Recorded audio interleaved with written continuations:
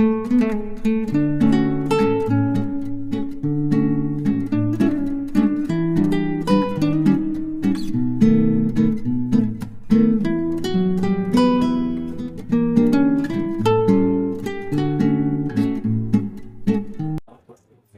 મેળાનું આયોજન પહેલી વખત કરવામાં આવ્યું છે।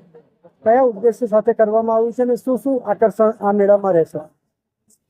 શ્રી સંતરામ મંદિર સંચાલિત શૈક્ષણિક સંસ્થાઓ એટલે કે Shri Santram English medium school અને શ્રી સંતરામ ગુજરાતી માધ્યમ સ્કૂલ, આ સ્કૂલનો મુખ્ય ઉદ્દેશ્ય આપણી ભારતીય સંસ્કૃતિની જે પરંપરાઓ છે એને સાથે લઈને ચાલનારી આ સંસ્થા છે।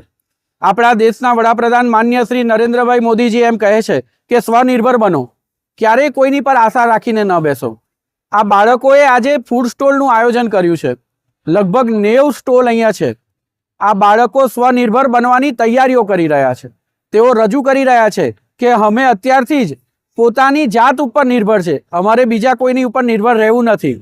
ખાસ ઉદ્દેશ એવો હતો કે માતા પિતા પોતાના બાળકો માટે આપ જોઈએ છે કે ઘણું બધું કરી રહ્યા છે।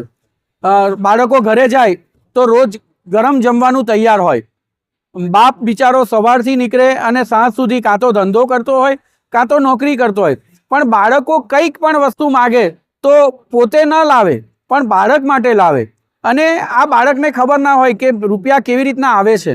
આજે જ્યારે પોતે મહેનત કરી અને 2 રૂપિયા કમાશે તો એમને રૂપિયાની વેલ્યુ ખબર પડશે, માની વેલ્યુ ખબર પડશે કે માં ઘર સાચવે છે, રસોઈ બનાવે છે, આખા પરિવારને સાથે રાખીને તેઓને ભણાવે છે। તો ખાસ આપણો ઉદ્દેશ એક જ છે કે પરિવારને સમજે, મા બાપને સમજે અને ક્યારેય જીવનમાં ખોટા રસ્તે ન જાય। જય માતા। દરેક સ્ટોલની અંદર 5 થી 6 વિદ્યાર્થીઓ ભેગા થઈને કરેલું છે આયોજન, અને એવા 90 સ્ટોલ અહીંયા છે। ધોરણ 8માંથી લઈને 12મા ધોરણ સુધીના વિદ્યાર્થીઓએ ભાગ લીધેલો છે।